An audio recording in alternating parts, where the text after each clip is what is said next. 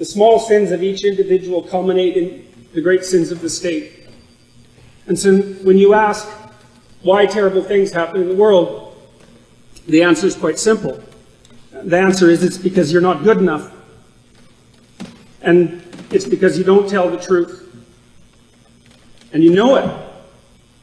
Now, in order to speak what you might regard as the truth, you have to let go of the outcome. You have to think, all right, I'm going to say what I think, stupid as I am, biased as I am, ignorant as I am.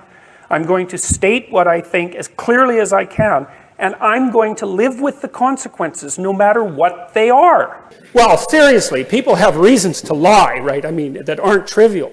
But it's really worth knowing that you can't even get your hands on the problem unless you formulate it truthfully. And if you can't get your hands on the problem, the probability that you're going to solve it is just so low. The idea is that nothing brings a better world into being than the stated truth.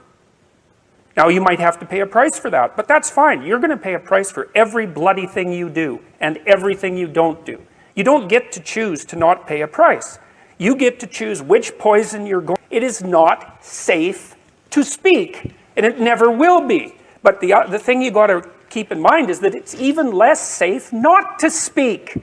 Right? It's a balance of risks. It's like you want to pay the price for being who you are and stating your mode of being in the world, or do you want to pay the price for being a bloody serf?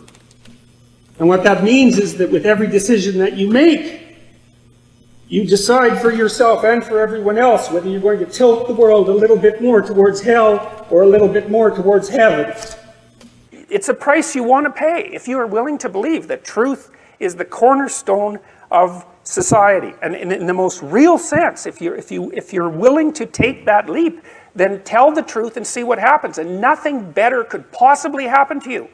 There'll be ups and downs, and there'll be pushback, and there'll be controversy and all of that, but it doesn't matter. The truth is what makes the world, the truth is what redeems the world from hell, and that's the truth.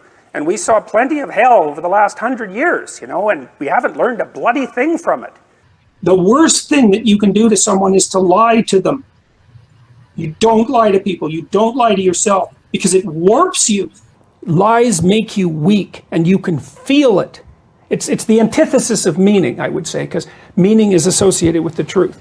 So if you're lying, you're at the opposite pole of that. That's the deceit part, and it makes you weak. You think, well, I'll lie and I'll get away with it. It's like, no, you won't. You cannot get away with warping the structure of being. Well, that's why the arrogance comes in. It's like, well, I can lie and get away with it. It's like, I see. Here's your theory. There's all this reality around you that you don't comprehend at all. And there's not that much of you. There's a lot of it. Mm-hmm. And you're going to do something that isn't in harmony with that.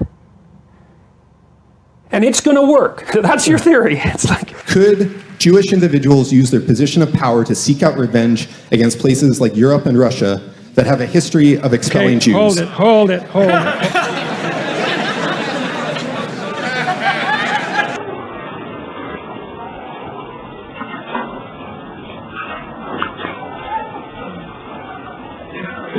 can't do it. That's okay.